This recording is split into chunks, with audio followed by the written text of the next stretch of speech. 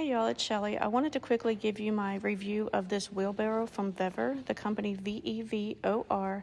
I was asked to receive this wheelbarrow for free in exchange for my honest and unbiased review, and it was perfect because my mom's been needing one to spread her grass seed, and I was so excited to open it and realize that the actual bucket of it is made of all plastic, so it's not so heavy or you don't have to worry about leaving it outside and having it rust like all my other ones have been.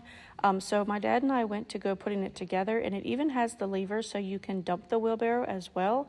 I did not even know that when I was expecting it, so that was a nice surprise. We did put the one shaft at the bottom, and then we put the longer one at the top for the wheels to connect to. Just pay close attention to which rod goes where, because we had it mixed up at first.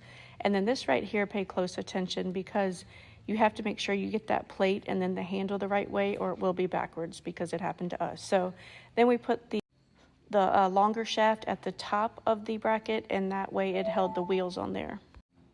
And it was so easy to dump. I can already tell we're going to get a ton of use out of this. So definitely a thumbs up all the way around.